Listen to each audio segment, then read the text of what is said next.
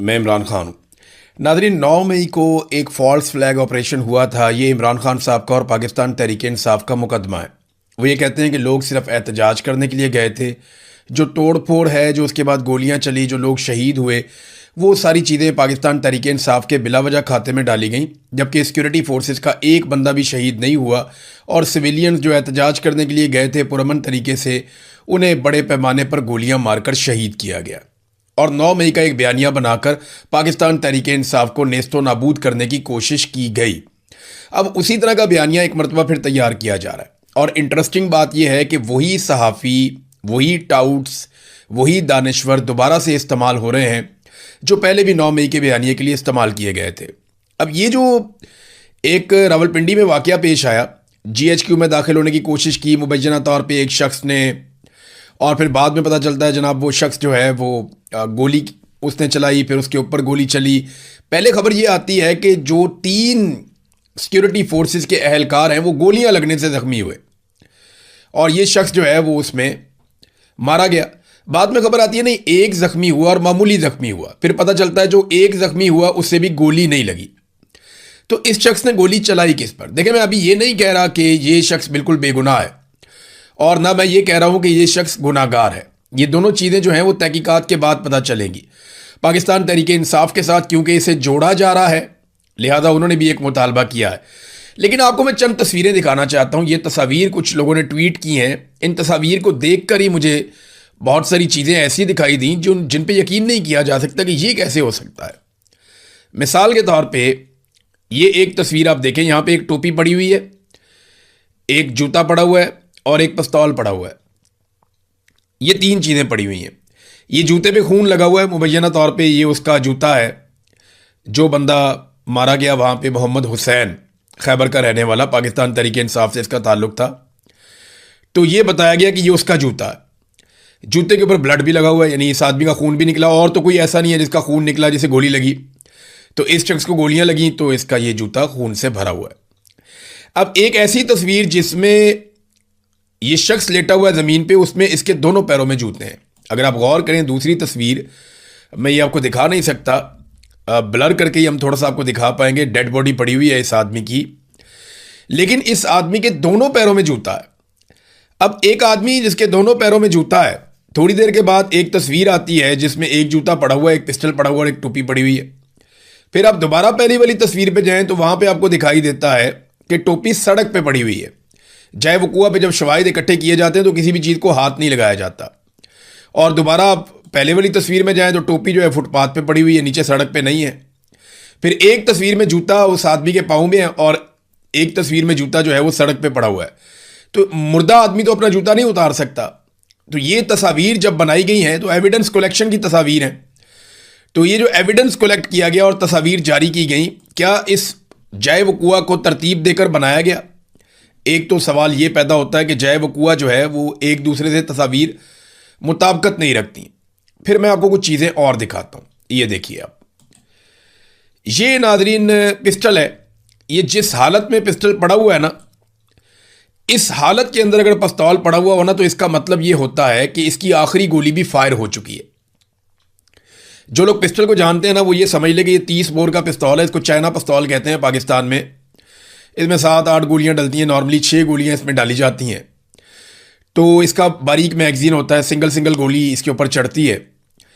तो ये 6 से 8 गोलियां इसके अंदर मैक्सिमम होती हैं और इसको फायर किया जा सकता है 1-1 करके, एक करके आप फायर करते हैं। जब आप आखिरी गोली फायर कर देते हैं तो फिर ये पिस्टल जो है वो पीछे जाके कॉक हो जाता है, जैसा कि आपको ये सड़क पे पड़ा हुआ नजर आ रहा है कि जब आखिरी गोली फायर हो गई तो ये पीछे जाके कॉक हो गया, पीछे जाके लॉक हो गया पिस्टल, और अब इसके अंदर कोई गोली मौजूद नहीं थी, जिंदा गोली कोई भी मौजूद नहीं थी। यानी जब आखिरी गोली फायर हो गई, पिस्टल खाली हो गया, तो ये पिस्टल जाकर पीछे लॉक हो गया। ये है इसकी साइंस पिस्टल की, और तमाम पिस्तौलों की यही साइंस होती है। लेकिन जब आप ये देखते हैं गोलियां पड़ी हुई, जय वकुआ के बाद जब इन्होंने एविडेंस कलेक्ट किया तो उसकी भी तस्वीर जारी की गई। तो अगर आप गोलियों को देखें तो 5 जिंदा गोलियां मौजूद हैं। जिंदा गोलियां उन्हें कहते हैं जो भी चलाई नहीं गई, जिनको फायर नहीं किया गया, एक छोटे से कप के अंदर। और जो दूसरा जार है छोटा सा, उसके अंदर एक गोली मौजूद है जो 9 mm की गोली है जो फायर हुई है इस पिस्टल से, जबकि पिस्टल का जो मैगजीन है उसको अगर आप गौर से देखें तो उसके अंदर भी गोली। अब बात समझ नहीं आ रही कि यहां पिस्टल खाली पड़ा हुआ है, मैगजीन के अंदर फिर भी गोली है, पिस्टल पीछे जाके कॉक हो गया। ये सारी चीजें एक दूसरे से मैच ही नहीं करती हैं। जो आदमी थोड़ा सा भी पिस्तौल को समझता है, जो आदमी थोड़ा बहुत भी असले के बारे में जानता है, वो हैरान हो जाएगा कि भाई ये कैसा जाए वकूआ है कि एक गोली चलने के बाद बाकी गोलियां मैगजीन में है और पिस्टल जो है वो पीछे जाके लॉक हो गया और एक गोली का सिर्फ खौल मौजूद है। और वहां पे जो बाकी खौल मौजूद है वो बड़ी गन के हैं, यानी वो मैं उसको एग्जैक्टली इतना करीब करके देखने के बावजूद भी पहचान नहीं पाया, लेकिन मुझे ऐसा लगता है जैसे वो जो खौल है वो क्लाशनकोफ गन के, या आप समझ लिया एसएमजी गन के, वो दूसरी गन के खौल हैं, वो इसके खौल नहीं है, बड़ी गन के खौल हैं, यानी वो राइफल के खौल हैं जो बाकी मौजूद हैं वहां पे। तो 30 बोर का सिर्फ एक खौल मौजूद है, यानी एक फायर हुआ 30 बोर से, बाकी फायर हुए राइफल से। और बाद में ये पिस्टल पीछे जाके लॉक हुआ भी दिखाया गया। फिर इस पिस्टल के अंदर से जो गोलियां मैगजीन के अंदर वो भी दिखाई गई, फिर जिंदा गोलियां 5 दिखाई गई, एक वो दिखाया गया। तो ये सारी चीजें मिलती जुलती नहीं। बड़ी अजीब बात है कि एक बंदा निकला जीएचक्यू पे हमला करने के लिए एक पिस्टल लेकर, 30 बोर का पिस्तौल लेकर जीएचक्यू पे हमला करने के लिए निकल गया और साथ पाकिस्तान तहरीक इंसाफ का झंडा भी लेकर निकल गया। क्या वो जीएचक्यू को फतह करने जा रहा था कि मैं वहां जाके झंडा लगा दूंगा पाकिस्तान तहरीक इंसाफ को? बात कुछ समझ नहीं आ रही कि सारे एविडेंसेस लेकर वो निकला। और दूसरा, मुझे जो उसके घर से मामला पता चला वो ऐसा है जैसे जिल्ले शाह, आपको याद होगा, ये उस तरह का बंदा बताते हैं कि जिल्ला शाह को पागल आदमी मैं नहीं कह रहा इसको, ना मैं कोई इसको ज़हनी मरीज कह रहा हूं, लेकिन एक ऐसा आदमी जो सादा आदमी है और ज्यादा प्रेशर हैंडलिंग नहीं कर सकता, जिस तरह जिल्ले शाह था। जिल्ले शाह तो बहुत ही प्यारा आदमी था, हर एक से प्यार से बात करता था, लेकिन ये क्योंकि खैबर में पल के बड़ा हुआ, जवान हुआ, तो ये अग्रेसिव था। वहां पे जिंदगी बहुत मुश्किल है, और तरह की है वहां पे, ये जिल्ले शाह की तरह फिल्में नहीं देख सकते। लेकिन ये इस बंदे के बारे में कहा जाता है कि ज़हनी तौर पे ये मुकम्मल नॉर्मल नहीं था। इससे पहले भी ऐसे वाकयात इस बंदे को लेकर हो चुके हैं। मैं अभी कोई चीज कह नहीं रहा, लेकिन देखें, जब तक इस सारे वकूए की सीसीटीवी फुटेज नहीं आ जाती तब तक हम कुछ नहीं कह सकते। सारी फुटेज आ गई ना, इसको दहशतगर्द बना दिया, इसकी पुरानी फुटेजेस निकाल दी, इसकी तस्वीरें निकाल दी, इसके सोशल मीडिया से चीज़ें उठा ली, सारा कुछ आ गया। इसके घर वालों तक भी रसाई हो गई, उनको भी बुला के बातचीत कर दी गई, हर चीज़ हो जाती है, पूरा बयानिया भी घड़ दिया जाता है, बना दिया जाता है, लेकिन सीसीटीवी फुटेज नहीं आई। अब मुझे बताएं, पाकिस्तान का जो सबसे हसास इलाका है वो कौन सा है? वो जीएचक्यू है। जीएचक्यू पे माजी में दहशतगर्द वाकई में हमला कर चुके हैं, और जब जीएचक्यू पे दहशतगर्दों में हमला किया था, वो पता कैसे किया था उन्होंने? वो गोलियां चलाते हुए उल्टे चल रहे थे, वो यूनिफॉर्म में आए थे और उन्होंने धोखा ये दिया कि वो बाहर की तरफ बिला वजह गोलियां चलाते हुए उल्टे, यानी बैक साइड से वो यूं उल्टे चलते चलते, तो वो सिक्योरिटी फोर्सेज वाले समझे कि हमारे अपने फोर्सेज के लोग हैं जो बाहर से आने वाले दहशतगर्द का मुकाबला कर रहे हैं, तो उनके लिए जगह खुलती चली गई और वो बैक चलते चलते चलते चलते जीएचक्यू के अंदर दाखिल हो गए और वहां पे उन्होंने काफी नुकसान किया था। ये मुझे याद है अच्छी तरह, तब हम रिपोर्टिंग करते थे। तो वहां जीएचक्यू के आसपास तो चप्पे चप्पे पे कैमरा लगा हुआ है, एक एक जगह पे सीसीटीवी फुटेज है। ये फुटेज सामने लाई जानी चाहिए। जब इतना कुछ सामने लाया गया, इतना बड़ा एक बयानिया बनाया गया, तो फुटेज भी सामने आनी चाहिए। अब इस पे जो है वो शुरू के अंदर जो रावलपिंडी पुलिस के ग्रुप के अंदर जो व्हाट्सएप पे एक बयान चला था, पहला बयान वो क्या था? थाना आरे बाजार की हदूद में फायरिंग का वाकया, फायरिंग से शहरी कत्ल, लाश अस्पताल मुंतकिल कर दी गई। फायरिंग का वाकया रावलपिंडी के हसास तरीन इलाके में पेश आया, मकतूल की शनाख्त ताहाल नहीं हो सकी, मुलजिमान मौके से फरार होने में कामयाब हो गए, यानी जिन्होंने मारा वो भाग गए। पुलिस मौके पर पहुंच गई, वाकया की तहकीकात का आगाज कर दिया गया। ये पहली खबर जो दी गई उसके अंदर वो ये दी गई व्हाट्सएप ग्रुप के अंदर। लेकिन फिर आहिस्ता आहिस्ता पता चला ये पाकिस्तान तहरीक इंसाफ का कारकुन है, ये झंडा लेकर आया हुआ था, जीएचक्यू पे हमलावर था, इसके बाद एक पिस्तौल था, और ये सारी चीजें कोई जितने शवाहिद नहीं, यानी हर वो चीज जाए वो कुआ से मिली है जो पाकिस्तान तहरीक इंसाफ को जीएचक्यू पे हमले का मुलजिम या मुजरिम बना सकती है। यानी सादी बात मैं करूं तो इसको आप ऐसे ले लें कि हर चीज़ वहाँ पहुँचाई गई या पहुँच गई खुद से, जिसके ज़रिए से पाकिस्तान तहरीक इंसाफ को इस मामले से जोड़ा जा सके। बज़ाहिर तो अब यही दिखाई देता। पाकिस्तान तहरीक इंसाफ ने मौक़िफ़ दिया है मोहम्मद हुसैन के बारे में। पाकिस्तान तहरीक इंसाफ एक पुरअमन, आइनी और जमहूरी जद्दोजहद पर यकीन रखने वाली जमात है। पार्टी ने हमेशा अपने सियासी और जमहूरी मकासद के लिए पुरअमन जद्दोजहद का रास्ता इख्तियार किया है। रावलपिंडी में पेश आने वाला वाक़या अफसोसनाक है। इंतहाई तशवीशनाक है। गैर जानिबदाराना, शफाफ और जुडिशल तहकीकात का हम मुतालबा करते हैं ताकि असल हकायक कौम के सामने लाए जा सके। किसी बेगुनाह फर्द या सियासी जमात को महज इल्ज़ामात और सियासी मफादात की बुनियाद पर जिम्मेदार ना ठहराया जाए। पीटीआई तशद्दुद की हमायत नहीं करती और ना ही ऐसे इक़दाम को अपनी सियासी जद्दोजहद का हिस्सा समझती है। अगर कोई फ़र्द कानून शिकनी में मुलव्वस है तो इसके खिलाफ कानून के मुताबिक कार्रवाई होनी चाहिए। तहम तहकीकात मुकम्मल होने से पहले किसी सियासी जमात या इसके कारकुनान पर इल्ज़ाम आयद करना काबिल कबूल नहीं है। फिर उन्होंने कहा कि नून लीग, जिसकी सियासी तारीख में माजी के पुरतशद्दुद वाक़यात और गुल्लू भट्ट जैसे किरदारों का हवाला दिया जाता है, उसकी जानिब से वाक़े के फ़ौरन बाद सियासी इल्ज़ामात आयद करना, चंद मिनटों के अंदर प्रेस कॉन्फ्रेंस के जरिए एक मखसूस बयानिया कायम करने की कोशिश करना कई संजीदा सवालात को जन्म देता है। मुकम्मल तहकीकात की जाए, शवाहिद के असूल और हक़ाइक़ के तयन से पहले इतनी जल्दी में कोई सियासी नतीजा अखज़ ना किया जाए, इसकी ज़रूरत क्यों पेश आई, ये भी उन्होंने सवाल किया। और देखें, सीसीटीवी फुटेज के बारे में पाकिस्तान तहरीक इंसाफ के लोगों ने बात की और बार बार बात की कि आप सीसीटीवी फुटेज इसकी निकालें और जो शवाहिद हैं और तहकीकात हैं वो आवाम के सामने लेकर आए और इसकी एक जुडिशल गैर जानिबदाराना इंक्वायरी करवाई जाए। अब ये इल्ज़ाम ना पहली दफ़ा नहीं लगा, पाकिस्तान तहरीक इंसाफ पे ऐसे इल्ज़ाम पहले भी लगते रहे हैं, ऐसे इल्ज़ाम ANP पे भी लगे हैं, ऐसे इल्ज़ाम पीपल्स पार्टी पे भी लगे हैं और जमातों में भी लगते रहे। मैं आपको एक खबर दिखाता हूँ, ये देखें आप। ये देखें, नवाज हुकूमत ने फौज से मुकाबले के लिए असलहे के 7 ट्रक तकसीम कर दिए। अंदाजा करें आप, ये नून लीग के खिलाफ अखबार में खबर छपी हुई है। ये फौज की जिससे भी लड़ाई हो जाती है ना, मिलिट्री एस्टेब्लिशमेंट की, वो उसको दहशतगर्दी बना देते हैं। ये नून लीग के खिलाफ खबर छपी है। नवाज हुकूमत ने फौज से मुकाबले के लिए असलहे के 7 ट्रक तकसीम किए, 50 नौजवानों को कबायली इलाके में दहशतगर्दी की तरबियत दी गई और आबीबी के फंड से रकूम फराहम की गई। सरदार मेहताब और सैफुर रहमान अहम किरदार थे। वजीर दाखिला मुइनुद्दीन हैदर ने मंसूबे की तस्दीक कर दी। माजी में नून लीग के ऊपर इस किस्म के इल्ज़ाम भी लगे कि इन्होंने 7 ट्रक असले के जो है वो तकसीम किए। ये तो अभी पीटीआई के ऊपर भी इल्ज़ाम लग रहे हैं, लेकिन बात यह है कि नून लीग की तो डील हो जाती है ना, इमरान खान बस डील नहीं करता। प्रॉब्लम यहाँ पे आ गई है। तो एस्टेब्लिशमेंट को एक लंबी इनिंग खेलनी पड़ेगी, एक लंबा मैच खेलना पड़ेगा इमरान खान साहब से। इतनी जल्दी तो जान नहीं छूटती और इमरान खान जान छोड़ने वाला है भी नहीं, ये हम सब जानते हैं।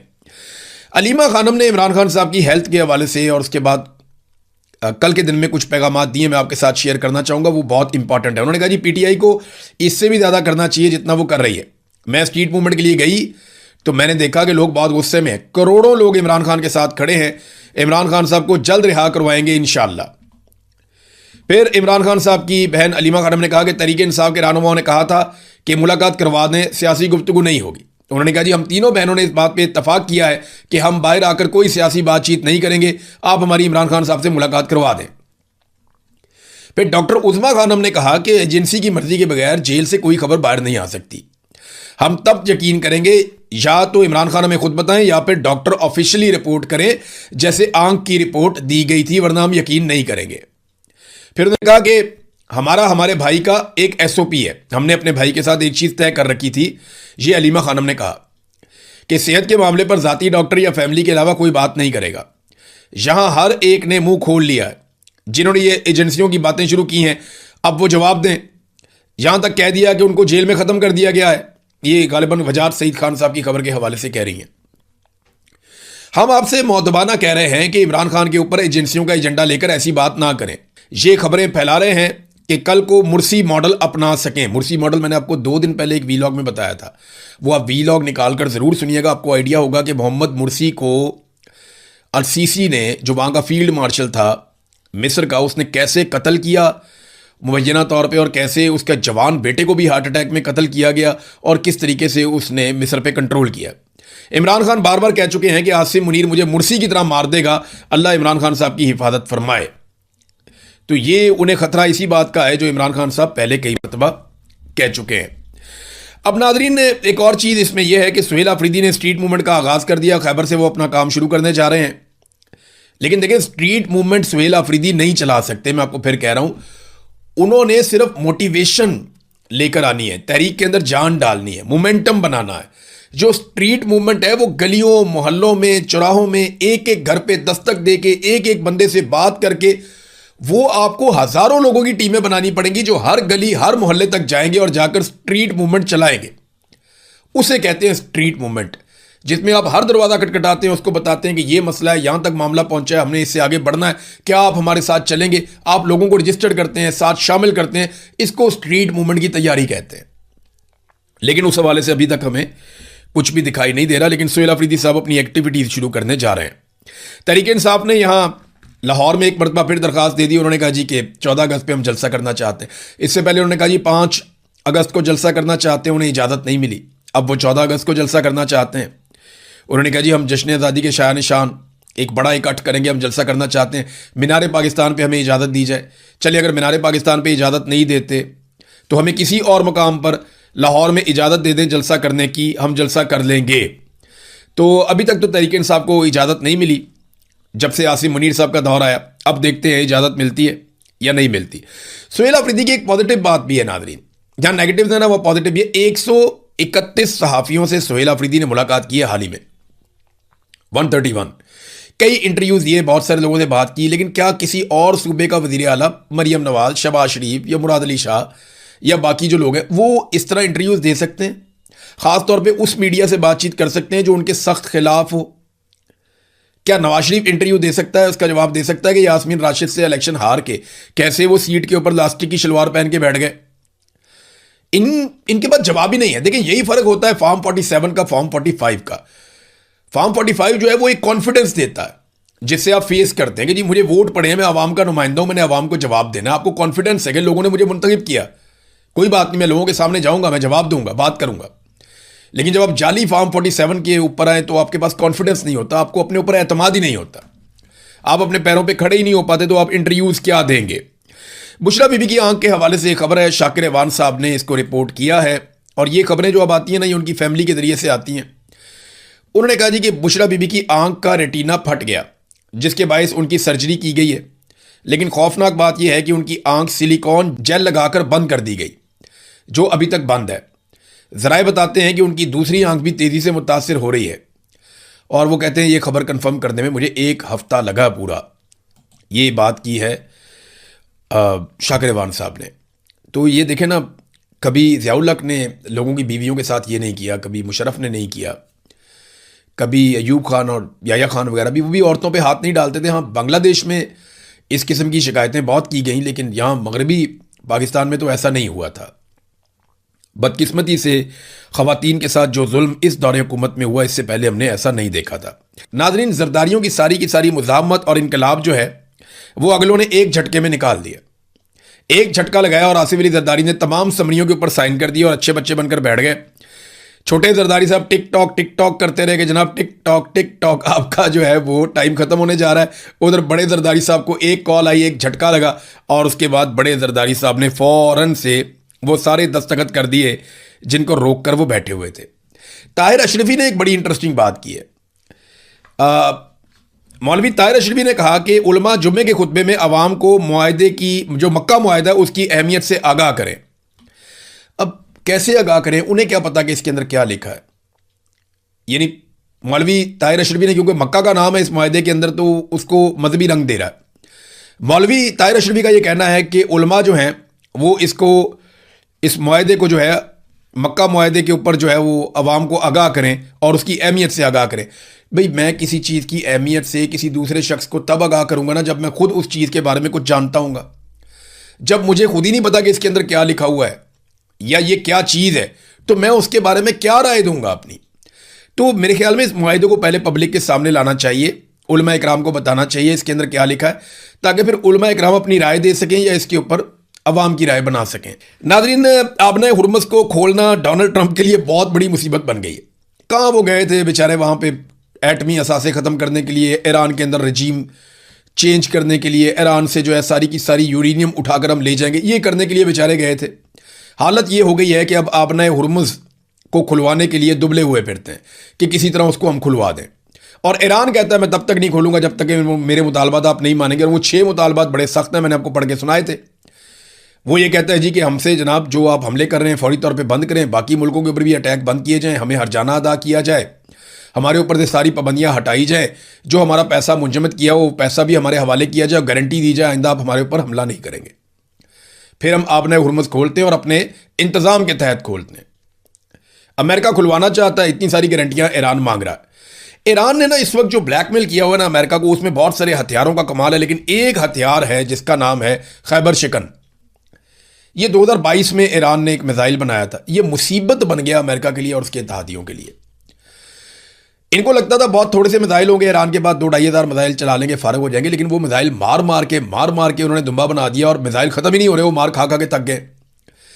ये जो मिसाइल है खैबर शिकन, ये 900 मील तक जाता है, तकरीबन 10.5 मीटर लंबा है ये मिसाइल, और 4.5 टन लगभग इसका वजन है, और इसकी स्पीड भी बहुत तेज़ है। और फंसा हुआ है अमेरिका, 550 किलो का वार हेड भी लेकर चला जाता है अपने साथ, और इस मिसाइल को इंटरसेप्ट करना बहुत मुश्किल है। ये अपना रुख इस तरीके से तब्दील करता है, बैलिस्टिक मिसाइल है, और अपने टारगेट पे ऐसे जाता है कि अमेरिकन को लगता है कि ये अनबिलीवेबल है। बहुत शानदार हथियार है जो ईरान ने तैयार किया है खैबर शिकन, और इसने मुसीबत डाली हुई है अभी तक अमेरिका को और उसके इत्तेहादियों को। अब तक के लिए इतना ही, अपना ख्याल रखिएगा, अपने इस चैनल का भी। अल्लाह हाफ़िज़।